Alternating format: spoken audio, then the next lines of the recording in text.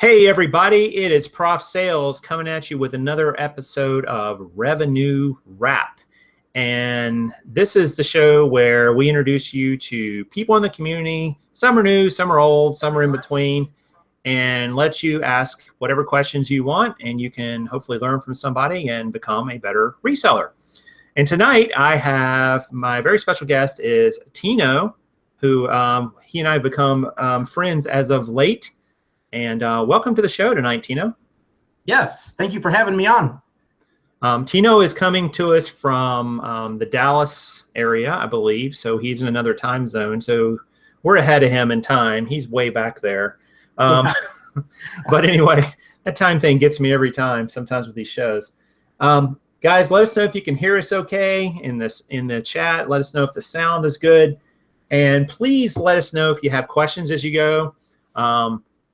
Tino was on the show last week and with the Connect show that we did, but I thought it would be great since we had so many questions about his business on eBay that we give him an opportunity to come on and talk to you specifically about his business tonight. And man, I got a feeling we're going to talk about some shoes, Tino. Yes, it's about shoes. I'm sure. It's about shoes. I really know.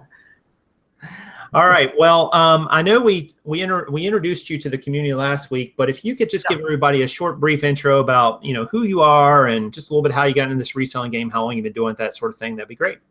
Yeah, I actually I would say probably 10 years ago. I got into the pawn business, not the porn business, the pawn business. Or just those two letters make a difference. Yeah. So yeah, I got in the pawn business and worked myself up. I was in it for almost 7 years, and I loved it. I learned so much, and I'm actually using a lot of what I've learned from that business to what I'm doing right now. So it was worth it, but I just worked so much that I just got burned out. So yeah, I walked out of that job, and then I started. I needed a job, so I started valeting, not ballet, but valet with a V. So it's like valeting, parking cars, doing private parties, and it was fun. I got to drive all the cars. It was fun. It was a fun job. Got to hang out with the guys. Where did you do the valet at there in your area? Or I've heard stories about the Vegas valets making like crazy money. Yeah, it was good money. It's a really good company that I worked for, so they had a lot of good clients. Nice. And we did Mark Cuban's house, and we did. We would do a lot of celebrities, that would, come through there. But it was fun. It was great. Got to meet a lot of neat people. So, but it wasn't my passion. I'll tell you that. Right. Just I know I did a good job. I worked with my heart, but it wasn't benefiting me. It was benefiting somebody else. So I really wanted to use my talents and my skills to help me and my family, Right. So, but while I was doing that, valeting, parking cars, I ran right into a curb, broke my toe, and I was laid up for 6 weeks. So after, while I was just sitting in the recliner, I was on my phone. I looked on Craigslist, and there was this guy that was just selling a bunch of lighters. He inherited them from one of his family members. They had passed away. So I went out there, and I probably bought, I bought a lot. They were like $2 a piece. So I think I bought like close to 300 lighters. Now, was your thinking you were gonna flip them? I was gonna flip them, right? So okay. I went out there, and I was like, wow, there's some really good lighters. Came home and just started them all off at 99 cents, starting bid, and let them go, And then after some of these, I was just like, wow, they're going like crazy. I went back and bought 200 more lighters. Wow.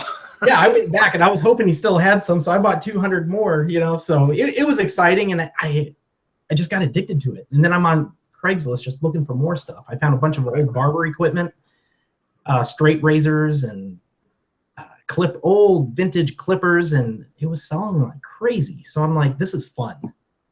So I just started picking and looking for different things, and I would go to these estate sales, and these estate sales in Texas are crazy. they have a lot of these elderly women in there, and they're fierce. You know, they say the people in Texas are really friendly, but not at estate sales. They are. Man, it's like guys, look out for the people at estate sales. Wow, man, it's like when you go in there, it's like every man for themselves. They just start pushing and everything. And I'm really polite. I'm not going to fight over something. Well, yeah, I kind of got, in a hallway, I was just kind of pushed back into this closet. I'm letting people get by. And I look down and I see these pair of boots and I'm like, wow, these are expensive boots. I know they are.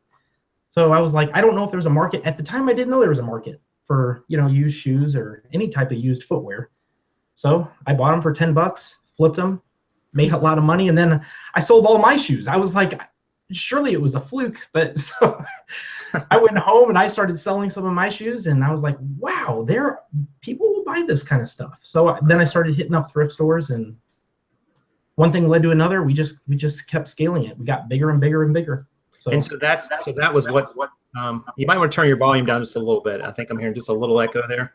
Okay. It's probably picking up your mic. So that's what got you started on shoes. Yeah. Okay.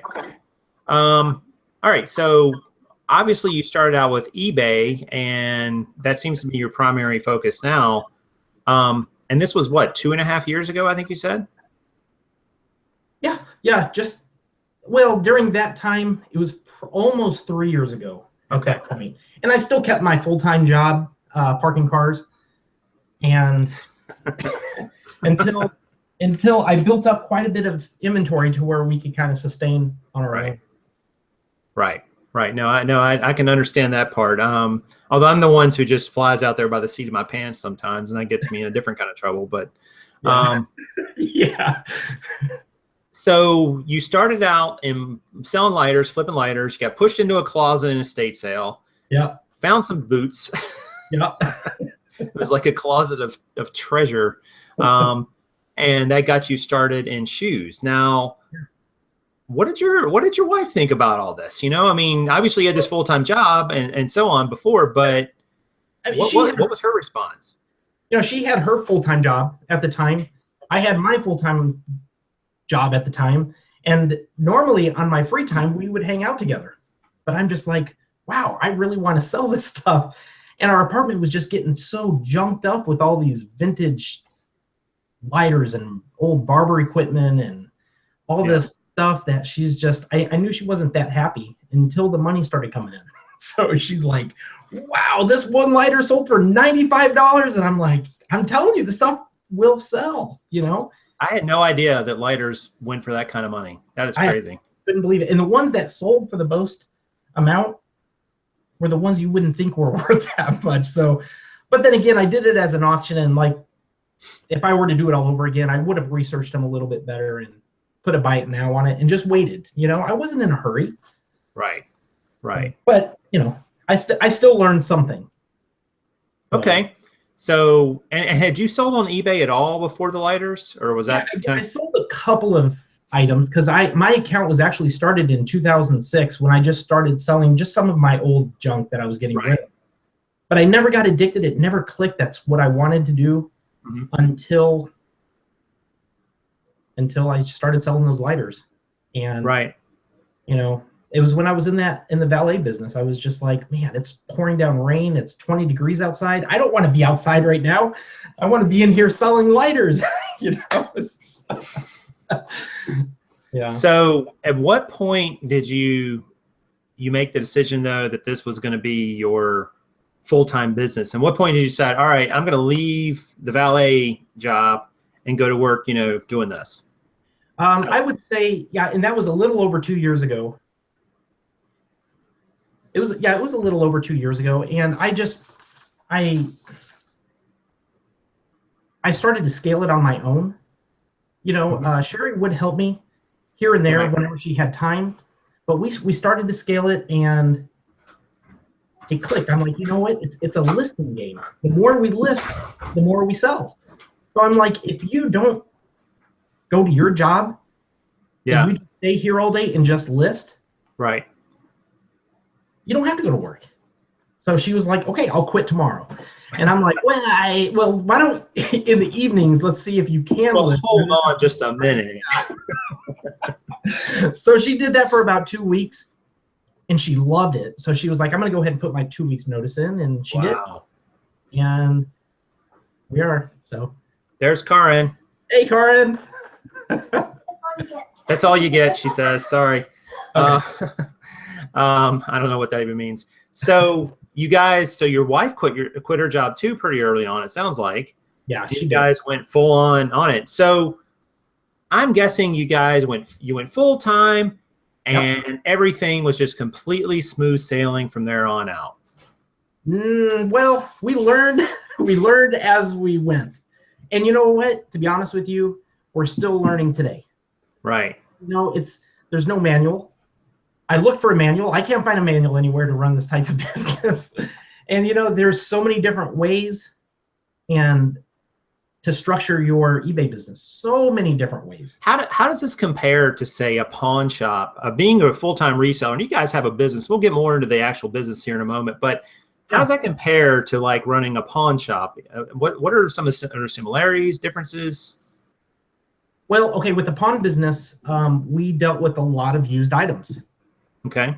A lot of used items. So, and what I've learned there is how to research. What is an item worth? What is, you know, what would somebody pay for this? You know, and it's like, let's look on eBay. And when I was in the pawn business, I used eBay. Right. Because that was where I could find what used items were worth and what people would actually pay for them. So I used eBay while I was in the pawn business. And something else that clicked while I was in the pawn business is you could make more money on used items than you can on new items. Whoa. Well, all right. Now you got to explain that, because that seems a little counterintuitive to a lot of people. Right. Right. The profit margin is so much greater on used items. Okay. And on new items. Like if you go to Best Buy and you buy a big screen TV, and let's say you pay $700 for it. All right. Well, Best Buy probably only paid $575 for it, maybe $600. They're not making a lot of money on the TVs, you know, on the new items. You know, but when you go on Craigslist, you could find a TV for $100 and flip it for $300. Right. You know, so okay. To me, there is a lot more profit margin in used items. And now, how does that compare to, say, shoes, which is the niche where you found yourself? Right. What does that look like in terms of profit margin and return on investment? It's great. You know, I find used shoes at thrift stores, at estate sales. You know, lately I haven't been going to estate sales just because it's hard to fit it in my schedule right now. But in thrift stores, I could find quality shoes anywhere from $3 to $7 a pair, and some of these shoes sell for $50 and $60. And it blows my mind. And how does and Tino, this is a question we didn't get to talk about last time. How does the sell through? And we didn't talk exactly about your sell through, but how does the sell through percentage in, say, 90 days compare in, say, an eBay business with yours, with shoes? Because I saw a couple people talking about, well, I've listed some shoes, but they don't really do that well for me.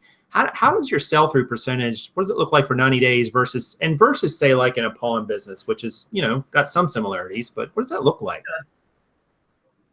I would compare it almost exact. Really? Okay. Yeah. Are you talking about like when you put an item out on the floor, how long it takes for it to sell? Yes. Yes. Yeah, exactly. Yeah. About the same. I would say exactly the same. Interesting. Not one is any faster than the other. Yeah. But of course, the difference is you don't have all the overhead of the store. The storefront. Yeah. Right. And, you know, insurance and taxes that you have of there and so on, and all those good things. So you made this leap from lighters to shoes to selling full time. Your wife's all in, but you're still not like at that point where you are now, obviously. So what happened between that period of time to where you are today, and how long was that period? How did you scale it? What did that look like?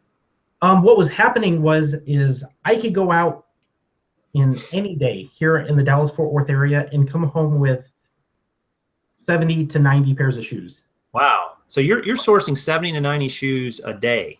A day. How many stores would you say that is on average? 10 stores. Okay. And the good thing about living in this area is you could hit all 10 stores in one day. Right. They're not far apart. They're not too far. Very fortunate. Right. So the thing is I was bringing a lot of shoes home and they would sit there, you know, and what I wanted to do is go back out and find more shoes, but I couldn't. I had a list of all those shoes. Me and Sherry sat down and we listed all those shoes. And then right before they were almost all gone, I'd go back out. And I'm thinking, man, we're leaving a lot of money on the table. All we have to do is just hire somebody. They could sit here and list while I go out picking, and we could do twice the amount of work. Right. So that's what we did. And we learned a lot, you know, hiring the first employee, and then he moved on and did bigger, better things, and more power to him. I'm not going to hold anybody back, you know. And then we hired somebody to replace him, and you know, he did great, and he went on and did bigger and better things. But now we're down to we replaced that person, and now we have another person that we just hired back in I think it was like in November maybe, or October maybe. So we have 2 employees now. One we hired as a manager to oversee everything, and then the other one is a full-time lister, and it's been running smooth. So that's where we're at now, and it was just because I just felt like we were leaving a lot of money on the table. So let me ask you the $64,000 question when it comes to employees, because this is the question, and I have this question. This question is really for me. This is the selfish prof here for a moment. Yeah. But what was the moment, or did you, let me rephrase this. How did you decide that the moment was right for an employee in terms of not only your need? I mean, obviously you had a need for somebody for listing and so on, because you recognized if you had someone there doing the other part of your job, you could go do the other part and multiply your time, basically. I mean, we all get that that's what employees can give you. But what sequence of events, if there was any, or monetary standpoint, or I don't know, you woke up on the left side of the bed one day instead of the right side, and you said, all right, it's time to hire an employee, and we're ready given X, whatever factor X is. How did that come about in your brain, or was it just not quite so formal like that? What did that feel like? No, it was just, I knew I could pick way more shoes, and that's what I enjoyed. And I'm a firm believer everyone should be doing what they enjoy. I don't know. I just wanted, I don't know. It wasn't that formal. It was just, let's throw somebody in the mix and see what this does. It was kind of a, I don't know. It was kind of an experiment. And from an income standpoint and a wage standpoint, you felt like, even if I'm not totally ready, it'll bring enough in that it will make it worthwhile. I mean, was that your thinking or something along those lines? Or? Yeah, and I really didn't have a doubt that it wasn't going to be worth. Oh, okay. Yeah, I didn't really have a fear. I didn't. I didn't really let that bother me. I was just like, let's do it. You know, just kind of like starting the business. Let's do it. Right. You know, I mean, we started it part-time and it was going fine. I mean, there was no fear. So don't have fear of scaling your business at all. No, and that's a good piece of advice, because I mean, that's kind of, you know, I see the value in it for my business, and I know it can help me scale past like a sticking point where I seem to be at. Like I can kind of get around this certain level and drift around a certain amount of listings and photos, but it's just like Karn and I, but with everything else going on in our lives too, it's like it's just difficult to push through that sticking point without seeing, man, we need somebody to help. It's just, you need another set of hands, another set of eyes, you know, all those things. That's good. So guys, if you guys are listening and you didn't hear that part, sometimes when it comes to hiring an employee, as Tino just said, you just have to be confident and do it. Right. You already know you're good. Out there. That's why you're doing it. You're already confident. And right. Use that confidence. Yep. And just keep it going. Don't lose the momentum. That's great. And also I want to point out, guys, if you guys have questions, please type them in the chat. Type the word question or type 3 question marks, or 2 question marks, whatever floats your boat. And we will do our best to ask Tino even in between. We do have I have some specific questions for him, but let's see. Actually, somebody just asked one. Pajama Jam. That's a great name. Tino, did you pay the employee by piece? I guess by item is what they're asking. Yeah. Well, what I'm doing is they get paid 3 different ways. They actually get paid a very low hourly wage, and then they get paid piecework for every item that they list that goes live. They get paid, and then after the item sells, they then get a percentage of what the item sells. So commission, basically. They get a commission minus the shipping, not whatever we charge for the shipping. So they get, and putting all those 3 together, it's been working great. So that's how I figured it up. And I had to go by last year's numbers to kind of come up with that formula. And it's scary because I don't know where we're going to be at next year. But I put that in place to where if they end up getting paid quite a bit of money, I'd be able to afford to pay them because they're getting paid off of production. Right. They're getting paid off of, so they have an incentive to list more because when they list an item, it's got their name beside it. And you and I were talking about this earlier today, like how to track that and so on. There's ways to do that. And when it sells, they're going to get a little chunk of that sale, but they can't get any commission unless they list an item. So That's right. So that it kind of gives them the incentive to list the item right and attractive and put them. Good point. Right. So it kind of takes the quality into it too. That makes it important. So putting all those 3 together, it kind of gives them a business mindset when they come to work. Like, I'm going to make some money today. I'm going to come in, buckle down. I'm going to list X amount of items, and I should make this amount of money. So what kind of production do you see that you get with that system? I mean, you and I didn't talk about that part of it earlier today when we were having a conversation.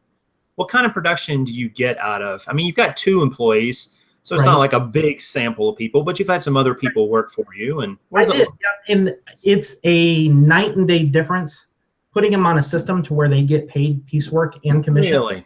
Really? Versus somebody just saying, okay, well, I could afford to pay somebody $12 an hour to list. Night and day difference, because you know what, they're going to be listing, you're going to run errands, you're going to come back and you're going to be like, you only listed 2 items while I was gone? What's wrong with you? I'm paying you $12 an hour. Why? Are you not feeling good today? What's going on? Because they already know that they're going to get paid. But if they could work like we work, the more work we put into the business, the more money we're going to make. Put them in that same situation, the table's turned. Wow. That's a great, I mean, if you're watching this video and you don't get anything else, I'm from there, right there, you're incentivizing people and they become like mini business owners. So that's awesome. Right. I think we had another question or 2. You already hired the one about their employees. We got that one. Felipe asked, how many shoes do you need to have an inventory to start having some consistent sales every day? I guess that's kind of takes into account several other factors too, but I remember when I had about 150 items listed, I was selling an item every day. Okay. At least 1 a day. And I remember when I got up to close to 300, I was selling on average probably 3 items a day. So almost 1% or somewhere around there. Sure. Yeah. Which told me I need to list more items. Is there a seasonality to it with shoes? Do you see a peak and a lull? Yes. The strongest month of the year has been March. Really? Right. It starts at November. Well, I would say October. It kind of starts going up. October was really strong. November is stronger. December is stronger. January is stronger. February is even stronger. And then it peaks right at March. You were giving me ideas, sir. Yeah. So that's how it goes. Those 6 months, it just climbs. So March is just like, wow, man, I should have I should have worked yesterday. You know, I should have listed items all day yesterday. That's what was going through our mind. Like, what if we would have not taken that vacation? So yeah. Well, and is there a dead time of the year or time when it's slower? Yes. After March. Right back down. So what do you attribute that to? Is that like spring shoe buying? What is that? I don't know if people are just out on vacation and they're just I do not know. I'm not sure. But that kind of reminds me, going back to hiring an employee, $12 an hour, X amount of dollars an hour, and X amount of rate is, well, when it's really, really slow, can you afford to keep that employee listing items for you if nothing's selling? Right. Whereas this type of structure that we use here is we tell them up front, hey, over the summertime, it gets scary, but all you have to do is list items and their pay will drop. But if they look at the whole picture, just like I have to look at the whole picture, you know. So right. Anyways, I just wanted to throw that in there too. No, I think that's great. And a lot of people were really, I could tell in the chat, were really appreciating that formula. And speaking of the chat, there's 65 people watching, which is awesome, by the way. That's good. That's good. And if they're liking the content, what do you think they should do, Tino, if they like what they're hearing from you? Check out my YouTube channel. I just got it fired up and going. Yes, and also smash the like button, Tino. That was supposed to be for me, is that sir. What it is? Oh, okay. I'm just yeah, Tino's. Oh, by the way, somebody was asked or mentioned that earlier. Tino's. The link to his channel is in the about on this video, and he just started his channel, guys. So he's just beginning to get content up there, and he's got. Yeah, and he's got lots of ideas about what he wants to put on there in terms of logistics and business ideas. And I can tell you from conversations behind the scenes, there is no shortage of ideas in this man. So I think we're going to see plenty of content coming down the road. So yeah, there was another question or two that I thought I saw here. Someone asked how much you're paying for shoes at your local thrift store. I think you said around $3 to $7 though. Yeah, for the most part. Now, I won't just source at thrift stores, but that is our average price, $3 to $7 at a thrift store. Now, I will also go for a higher end shoe at like consignment stores. Okay. There's some times where I'll throw down some serious money on some really high end shoes. What's serious money? What would that be? To where I could sell a pair of shoes for like, let's say $350. Okay. I'll pay $150 for those. Sure. Right. There was one time where I paid $200, and they did end up selling for $350. But I really wanted those shoes, and that wasn't the only ones that I wanted. I bought a whole bunch from her, and she actually had them priced at $250 in her store. And she was like, "Well, since you're buying everything else, I'll give them to you for $200."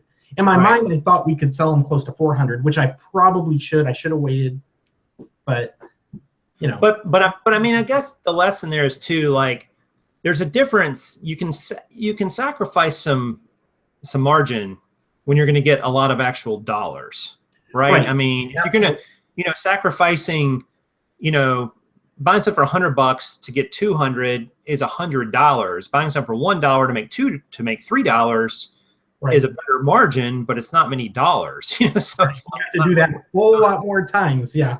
Right, exactly. So, and you got to spend time to list and pack and ship and all that stuff too, and source. And one other thing. Oh, go ahead. No, I was going to say, Krillin had just asked, when is Q&A? Krillin, it's now. So type questions if you want. We've been answering some of them. So you got a question, type the word question or type a question mark. I'm sorry, Tino. Go ahead. What were we going to say? No, I was just going to say too, I don't know if any of the listeners have ever heard of a Plato's Closet or Uptown Cheapskate, Clothes Mentor, Style Encore. These are all businesses that pay cash for clothing. Right. So I'll go in there and find some really nice stuff, and that's where I find a lot of nicer items. Right. Plato's Closet. We have one of those here in Charlotte, which does have some nicer items for sure. Yeah. Someone just asked, how are you storing your shoes in inventory? We talked about this last week. We even showed. I have a 2-car garage, and I don't know how many shelves I have in there. I should actually count so I can. A lot. Yeah, there's quite a few shelves of shoes, and everything has a location, so it's not just a mess. Everything is laid out. But you're not bagging. You're not even putting in boxes. You're just. It looked like you were rubber banding some of them. Maybe I don't know. Maybe just laying them out. So yeah, and that was interesting to me because we had Luke on Monday night, and he was talking about, with a lot of his stuff, he actually bagged it, but he kept it in a storage building. And you were mentioning, I think last week too, you didn't really have any issues with environmental conditions or insects or things like that. Yeah, nothing yet. So that's great. So there's a lesson. If you want to source and sell shoes, you can store them in a garage, assuming you have good, environmental. Probably maybe spray some Raid around before you start, or something. I don't know. Just to kill whatever's in there. Your shoes. It's funny. We're talking about smell. I bought this weird pair of jeans last week. Maybe it was even 2 weeks ago, and they smelled like mothballs. Kind of strong. But it's this weird brand that looked really weird. Reference Sport. I'd never heard of them before, and I don't even know if the damn things will sell. I'll probably sell them for a year, but they're kind of high end, I think, kind of one-offs. But they just now quit smelling. I've been laying them out for like 2 weeks, maybe 3 weeks, and it took that long to get the smell out. Because I was like, I could dry clean them because they're dry clean only, but man, once you get something like that in there, oof. But there is a pair of boots that I have. They're a pair of Timberlands, and I don't know what they did to these boots, but I've had them for over a year, and they still stink. But I can't get rid of them because I know they're pricey. But I think I'm gonna have to just burn them or do something. But yeah, you just can't get some of the smells out. Yeah. Couple other questions here. I saw ever buy pallets of shoes? I never have. No, I can pick them one by one. Would you buy pallets of shoes? I don't think so. And the reason why is when I go into a thrift store, there's a lot of shoes I don't buy, and there's a reason why I don't buy them. So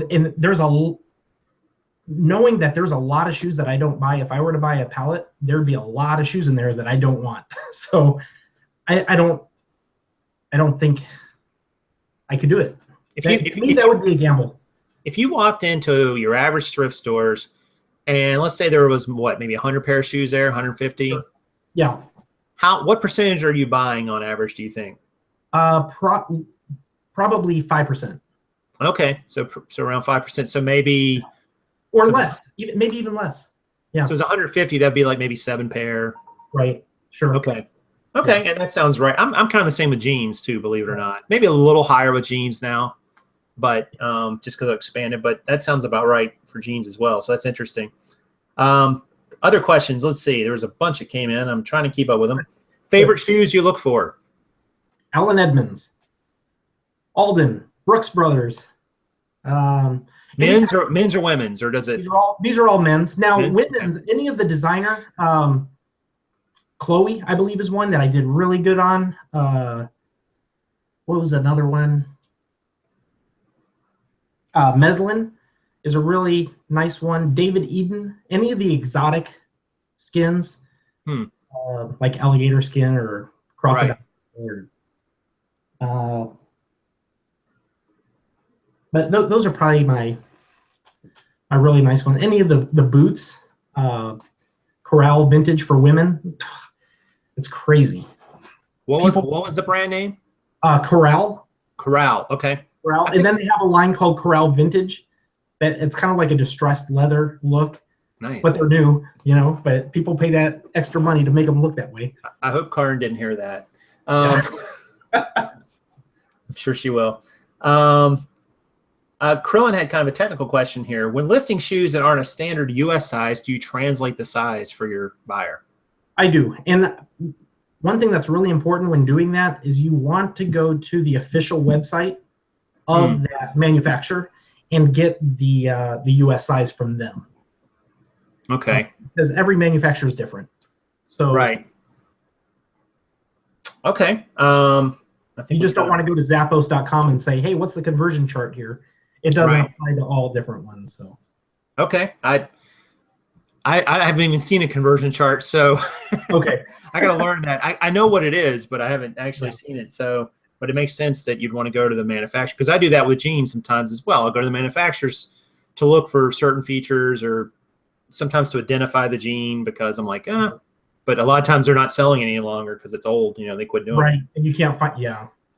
So I have to take my best guess. How do you pack? Marcos asked, how do you pack used shoes for shipping without the original box? So shipping, so that's something we didn't touch on too much. Packing up shoes, like, can you walk us through what that process is, and how what your postage solution is there? Yeah, well, I charge calculated shipping for everything. So whatever the shoe weighs, I would say 90% of my shoes weigh anywhere between 2 to 3 pounds. Do you weigh it beforehand? And I'm just curious about that, and record it, Yes. or just wait till you sell it? No, the listers will have a scale right next to their computer, and they'll weigh it, and they'll automatically calculate packaging material and the box with the shoe. So they already have that figured up, and they'll just add it to it. And most shoes, just a regular shoe like this, I use a priority box, and I think it's called a shoe box, but I'm not positive on that. But it's like a 14 by 7 by 5 box. Okay. And I'm actually going to be making a video on how I package my shoes and a lot of the shortcuts. Great. But I'll package them in there, and I'll give them 2 options: parcel, which is like economy shipping, right, or priority. What do people use? What do you find? 90% of them go with the cheapest route. Interesting. But I ship everything out priority for the most part. For the most part, every now and then I will ship out FedEx Smart Post. If they paid parcel, I'll ship out FedEx Smart Post, and that's where I get a lot of extra money coming in. Yeah, so you're sort of under promising and over delivering there, I guess. Right. Sure. Getting into it quicker, and some people will notice and be like, "Oh, these got here in 2 days, and I thought it was going to take a week." Yeah, so absolutely, yeah. Great tip there too, by the way, Tino. I mean, that's just a great business tip, period. And not just in your business, but all of them. Average sale price for your shoes. I think you've talked about that a little bit. Yeah, our average sale price is $45 plus shipping.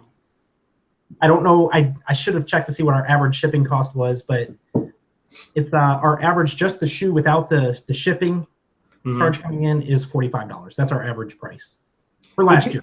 Would you ever go to a free shipping model with shoes, or do you think that's just too difficult given the type of product? I wouldn't do it. Last month, with the volume that we do, and I mean, just last month, just on the shipping, we profited over $1,000, and that's just in 1 month. What they paid, and then whatever I paid to ship out, that difference adds up. Right. So I don't think so. Plus the return issue, to me, charging somebody a restocking fee is just very negative. You know? Right. I mean, they don't get charged restocking fees all the time, and then when I charge them a restocking fee, I don't know. I just want to stay away from that. And so far, it's been working great. So okay. All right. So there's a few other questions here too, and I'm trying to catch everybody's. If I don't catch your question, I do apologize, but I'm doing the best I can here. Karn's helped me out, but Karn hears everything. I do see that a couple minutes ago. Let's see here. I'm gonna scroll down to here and see what I've got. We already answered that. Krillin asked if all the Brooks Brothers are made by Allen Edmonds. Do you know the answer to that? I don't know. I'm not sure. I know most of them are. The ones that I've, I don't think so. I think there's another one. My gosh, and I can't think of it right now. But I don't think all of them are. Okay. Just don't mark words on that. I'm not 100% positive. Probably something the old Google machine could figure out. Sure. Do you measure the shoes? There's an interesting question. No, I don't. I just put the size, and that's one of the reasons why I picked shoes, is because I could just spit them out really fast. It would take a lot of extra time measuring every shoe. We do get a request once every 2 weeks, somebody wanting to know, hey, can you measure it from the tip of the toe all the way to the heel? And it's like that's like you're going to be able to tell if that's going to fit. Okay. Yep. I make all my customers happy. I'll send them that information. But one thing that I do take measurements of is that's women's boots. We'll measure the circumference around the calf. Okay. So we will do that, and the shaft height on the boot as well. Right. Well, and that's about it. Oh, and the heels for the heel height, we'll do that too. So that kind of brings me to another question. So how long does it take you? Because this is something I was interested in, but when you showed your pictures, or when I saw your store, I saw you had a lot of pictures of your shoes. You were using up 12 pictures. It looked like for a lot of them. For the most part, 12 pictures, yes. So how long does it take? All right, you've got a shoe. You're going to do some sort of inspection process, I assume. You're going to put it on, the stands you have and take photos of it. You're going to have somebody to list it, and then you're going to put it on the rack in your inventory. How long is that process? Like, how much time does that take, just in minutes? On average, 12 minutes. Oh, wow. That's fast. Yeah, we expect our full-time lister to list 5 items an hour. Okay. And that's pictures and listing. And are they handling all of that process? Are they handling the inspection to the photos to? Yeah, we just changed it up to where now they are going to be putting a condition description. Okay. Whereas, and I'll help them on that too, because I'm the one who prices everything. And that's something we just changed recently too. It's crazy when you run your own business. You're always changing things, but that's what we told our employees. Okay. We told our employees to, hey, be subject to change, because we will change things on you on a daily basis. But yeah, that's one thing that they don't have to do is come up with a price. So they just take the pictures. Then we have a process on how we take the pictures, and then listing the item. It's a cookie cutter process. So. Right. But to do that from start to finish in 12 minutes is pretty good. I mean, I can do jeans a little faster, but I'm not taking as many photos as you either. That's true, right? So that's pretty fast. I mean, you've got it sounds like you've got it down to a system. If you can do 5 an hour, that whole process, when you think about that many photos and writing the description, all that. And so, do you have your employee submit as drafts, and then you look them over for the pricing? I just go ahead and go live with it. I thought about doing that as a draft, but there was really no use. They're really good. I trust my employees, and I have to. So you just tell them the pricing. You say, okay, that shoe's this amount, right? And then they put that in, and then everything else is on them to fill. Okay. Right. Yeah. Okay. Cool. I mean, that's cool. Yeah. The other part of the pay structure too that I didn't mention is that $1 for every item that they list.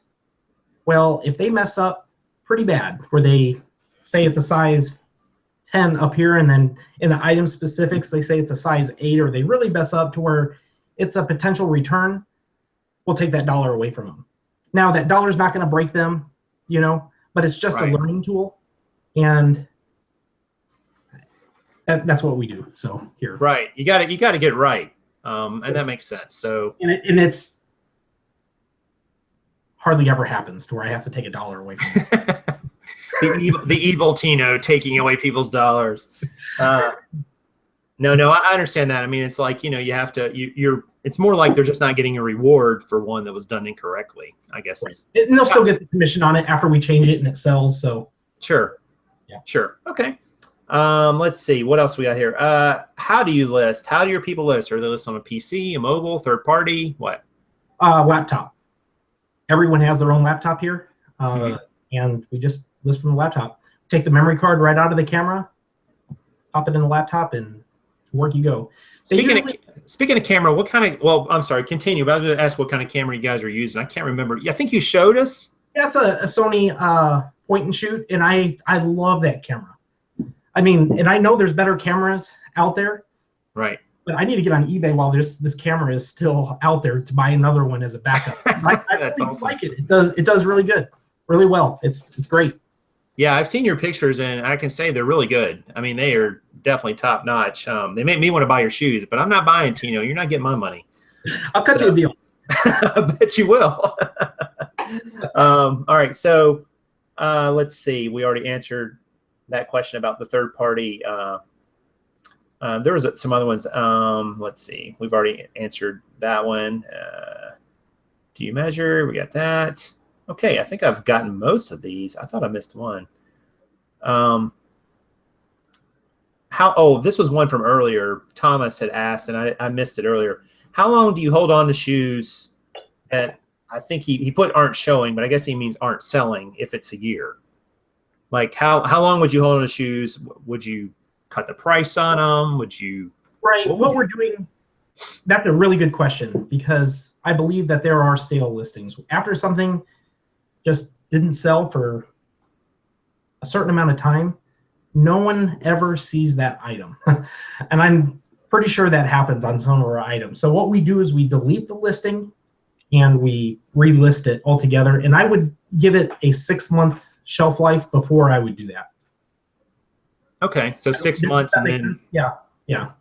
So, but it gives it a completely different eBay item number. I mean, you delete it, retake the pictures, you put it back in the pile. So yeah, we were just talking. It's funny, we were just talking about that before the show, because my infamous jean number 1 has still not sold, and just today I did that. I did a sell similar and changed it, so it better sell with its crappy pictures.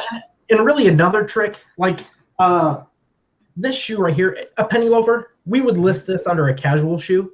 Okay. Well, if it didn't sell the first 2 months, and I don't do this, but if I was on a smaller scale, and I did used to do this, I just can't do it when you have 2,000 listings and you're relisting items all the time. Change the category to a formal shoe. And then get a whole nother set of eyes on this shoe that people are just searching through categories. Oh, that's great. That's a great tip. Yep. So that's just a little trick of the trade there. Yeah, and I mean, and it can be formal given the shoe. I mean, obviously you wouldn't do that with a pair of tennis shoes, but if you were to look at formal penny loafers, there's a lot that'll show up. If you search formal or casual penny loafers, a lot will show up. So, okay, no, that's a great tip. I would have never thought of that, but it makes total sense. Let's see. This is a question about sizes. Abraham had asked, do you buy large shoes like size 14, 15, 16, EXT? I'm not sure what EXT means. Maybe you know. Probably extra wide width or something like that. But yeah, I bought a pair of Dunham size 16 extra wide shoes today. So yeah, they sell great. They sell really good. Do they sell for more money? They sell quicker? What's not really quicker, but more money. Okay. So more money. You could ask for it. I think a lot of people that wear a size 15 or a size 16, they can't go to the local store and buy a pair of shoes. So they're already trained to get on the internet to find their clothing. So I think I'll bump those up another, and they don't have a lot of other options either. So it's either my shoe or another shoe that they might not like. So you can pretty much ask anything you really want for those shoes. It's a great thing to be like the only seller of something or close to it. I've run into that on Amazon a couple times. I'm like, I'm just going to price this whatever I want, you know? But that's another good reason why I chose shoes. And that's because here's a pair of Meslins right here. They got the horse bit on it, and it's just a loafer. But guess what? These are a size 9.5, men's size 9.5. Well, the guy who wants these shoes, let's say I have them priced at $45. If he's like, well, I don't want to spend $45, where is he going to find another 9.5 shoe that looks just like this? Right. Probably not. Probably not. Or he might, but it might be a year from now, or who knows? Right. So yeah, no, that's a great point. Right. Shoes are so individual, because it comes in so many colors and sizes and brands, and that's great. Any children's shoes or just adults? No, just adults. I tried some children's shoes, and it seemed like it was wasting my time. Yeah. I hope somebody could prove me wrong, and please tell me if you do, because then I'll start selling kids' shoes again. But it wasn't worth it to me. Even really high-end kids' shoes just would not sell. Yeah, I have same issue with jeans. Just yeah. Kay Lewis asked, do you like to get into Jordan shoes like most shoe sellers? You prefer dress shoes and boots? No, I do sell Jordans, and I find a lot of those at Uptown Cheapskate and Plato's Closet. You know, I might pay $50 for a pair of Jordans, but I mean, you could sell a used pair of Jordans for $150, and I have. So it's if I could find them, but they're not easy to find. The nice ones. So, but yeah, I will definitely pick those up. Right, especially I guess too, in condition is part of the issue there, and big time. Yeah. Let's see. Craigslist Hunter is in the room, and Pete has a question, all in caps here. I like it. Pete's like, "This is my question. You're not going to miss it, man." How many shoes did you sell last year with one employee? Well, you kind of had 2 employees last year, right? I did have 2 employees. How many shoes did you sell? Just, I guess, answer that however you want to answer it, I guess. 3,830 pairs of shoes. Wow. Yeah. So almost 4,000, but not quite. But yeah, a little over 3,800. Why didn't you get 4,000, Tino? Come on, man. Quit slacking. Hey, next January when we're on here, it'll be over 4,000. All right. We're going to hold you to that. So, and that's a great question. Like, how big do you think you can get your store? I mean, is there a ceiling you feel like based on whatever factor, sourcing? What? Well, I do know it's growing. We're listing more than what we're selling right now. On a weekly basis, we are listing more than we're selling. So okay. I think within time, that gap will change a little bit. So I don't know how long it'll take. I've never been there, so I don't know. But I mean, if we're listing 40 items a day right now, well, we're not selling 40 items a day. We're only averaging 13,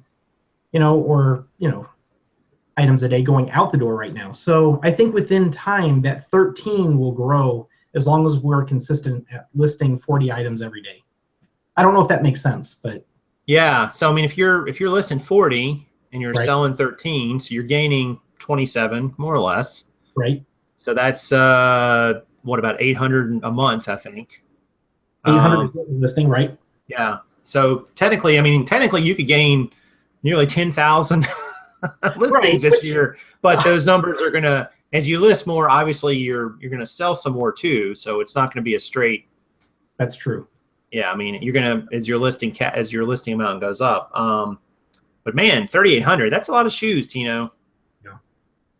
Does it seem like that much to you, or does it just like it was all a blur? Yeah, it was a blur. Last year went like that. Ray asked, how do you check the authenticity of Nikes? I guess Jordans. Yeah, and I'm not, well, I am a professional, but when it comes to, if I have a doubt, I just do not buy it whatsoever. If I have a doubt in the store. And I have checked other websites on my phone, and something I've learned in the pawn business, if it's too good to be true, it probably is. Great point. Yeah. I came across a pair of, I think they're called Yeezys. They're the Red October Yeezys. And I mean, these shoes go for $2,000, and I found them at a thrift store. And they were in good condition. And I'm like, this is one of those that's too good to be true, Yeah. So I kind of looked it over. I didn't want to pass on it altogether. So I kind of looked it up, and it's like, okay, this shoe is way too light to be that kind of shoe, So I will check it over. I've never sold a pair of counterfeit shoes, and that's, I'm really careful about it. If I have a doubt, I just stay away from it. So yeah, I remember my one experience with Nikes. Yeah, was with the it was a pair of Superman Jordans. Okay, they were like a smaller size, like an 8. They weren't, and right. Goodwill had them for like $25 or $30 in their love case. And Okay. I looked them up and I was like, something's going for like $150, Yeah. And I had a guy who wanted to buy them, but he's like, but I think they're fake, but I'll still give you $25 for them. And I was like, really? I'm like, why are you buying them if they're fake? So are you trying to pass? And I turned it down, and it turns out I eventually ended up selling them $100 to a guy locally who wanted them for his nephew. Yeah. Who really liked them and needed that size, and I kind of believed him, Right. And he didn't even ask me if they're fake, and I was like, and if he would have, I would have just said, I have no idea. I am not a Nike expert. Right. I don't know. Here's what they are. Here's 8 pictures of them. But I didn't want to put them on eBay and risk my account. A Vero complaint or something like that. So. Sure. Yeah. But if you have a doubt, don't even mess with it. It's not worth. Don't put it up. Yeah, I mean, your account is what makes you your money. Right, and it's not worth that one sale. It's not. So it's not. Great point there. Let's see. There was some other questions here. I love this question from Bryce. Bryce says, "What is a secret cleaning formula made of to clean shoes?" It's called leather honey. Leather honey? Okay. Yeah, and you know what? I know right where it is. I'm going to grab it real quick. All right. So the secret formula, in case you're scoring along at home, guys, is made of leather honey, or is called leather honey, which Tino is going to show us. So here it is. I don't know. Can you see that okay? Yep. Leather honey. And this is a concentrated bottle. And what I'll do is I'll just dump it in here, fill the rest up with water. And this cleans 90% of my shoes. Just spray it on a cloth and wipe them down. So it's not just for leather. You could also use it like on canvas or other type of shoes. Have some oil in it, and you could clean the sidewalls off sneakers. You can. It works on just about everything. Right. Okay. Nose Picker asked if you use the eBay website for listing. I think we already covered that you do. We do. I don't know if I answered that, but yes. You did. And how do you keep track of commissions? What I do is it's called the SKU or custom label in the actual eBay format. I don't know if you guys are familiar with that, but we actually put our inventory number in there, the month and year, and then whoever lists the item, they're going to put their name in there. So every morning, the first thing I do is I jump on my computer and fill out my spreadsheets. Everything that sold the day before, I hit sold items. That list, I just go through and add up the totals for that person. Gotcha. And then when I do the other employee, I go through. Was it a percentage that you're giving them on a shoe sale, or a set amount, or I can't remember? It's a percentage of when the commission is a percentage of whatever it sells. And then I don't know if that was his question then.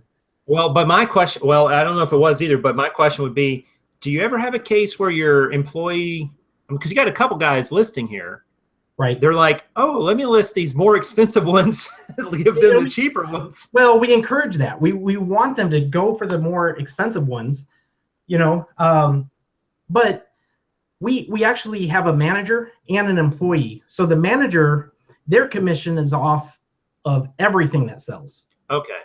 So the full-time employee, the full-time lister, that person gets all the premium stuff.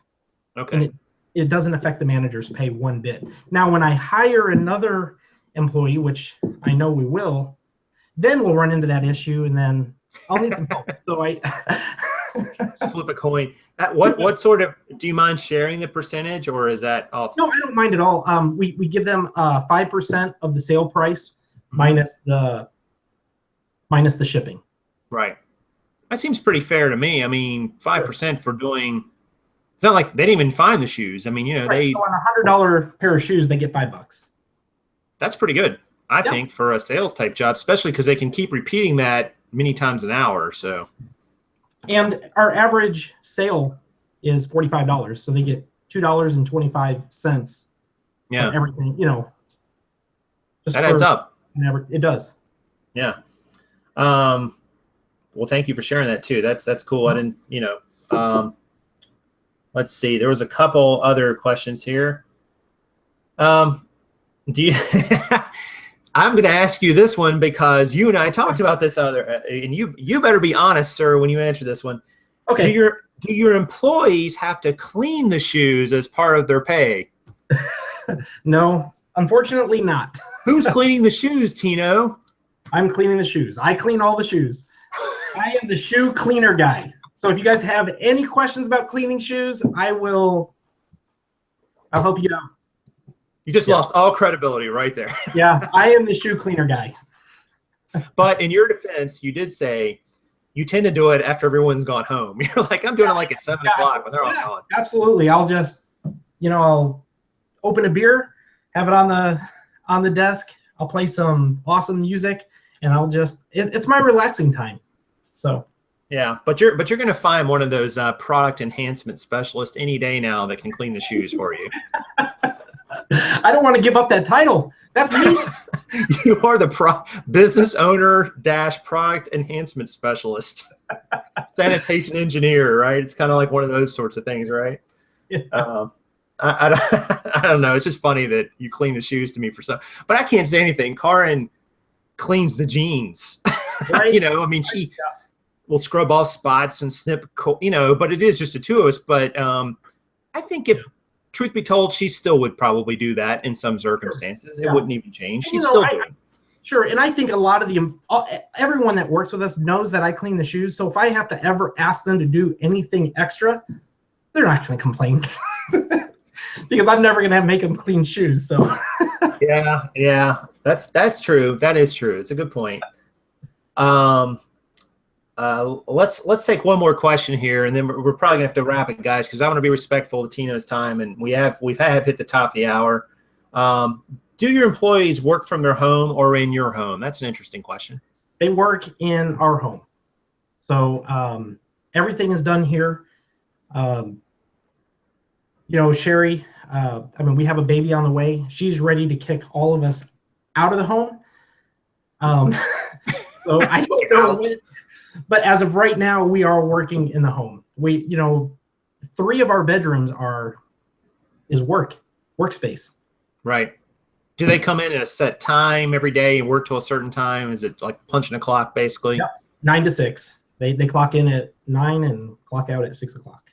Okay. And obviously, as having employees, guys, and I'm sure you'd be the first to say, if you're thinking of having employees just like we are too, you need to talk to your accountant, your tax professionals. I mean, there's some issues there you have to cover with taxes and unemployment and workman's comp and all kinds of things. Yep. So you need there's a lot of stuff, to learn there too. Yeah. Which I've learned from my experience. Yeah. Yeah. At best, and always good to get, at least, even if you're doing it yourself, get professional advice. So I just want everybody to know that. I'm not a professional. I just play one on television. All right. Well, listen, Tino, I think that's going to do it, man. I mean, we're at the top of the hour. We've had 90 people watching. Thank you guys for that. Coming out, checking out. Yeah. Thank you for having me on here. Absolutely. And Tino, can you let everybody know how to get a hold of you if they have questions or if they want to get a YouTube channel? Can you let them know that as well? Sure. They could email me, thesouladvisor@gmail.com. Okay. My YouTube channel, Tino, the Soul Advisor. Just look it up. And Prof, you're going to put the link. Already there. Yep. It's already there. Okay. So yeah. Contact me if you guys have any questions. I am here to help. I'll tell you what, in this business, it made me a happy man. And you know what? I wish that on everybody. Oh, that's awesome. Yeah. What a great attitude, man. I knew I liked you from the first time I talked to you. I was like, this guy's got it going on. Attitude and everything, which is great. All right. So listen, guys, I think that's going to do it for tonight. Tino, again, thank you so much for being so generous with your time and your expertise. Find him on his YouTube channel, The Soul Advisor. You can get in contact with him there. He's just starting to put out content, guys, so just keep checking back on that channel. And I'm sure we'll have you on again, and I know I'll be talking to you again pretty soon. Awesome. And thank you so much for that, Tino. And thanks, everybody in the chat. Thanks, Karin, for running the chat room, as always, doing a great job. Keeping the admin duties straight there. And let's see. I don't think, oh, we have another show tomorrow night. Almost forgot. So join us tomorrow night, guys. Same time, 9 o'clock. We're going to have 2 new resellers on, which you probably haven't heard of, just like we did last week, which one was Tino. And you'll get to hang out with Lauren and Lorenzo and see what you can learn from them, what we can all learn from them. All right, guys. Well, listen, that's going to do it for now. Again, Tino, thank you very much. And everybody out there, good luck in your business, and I will see you very soon.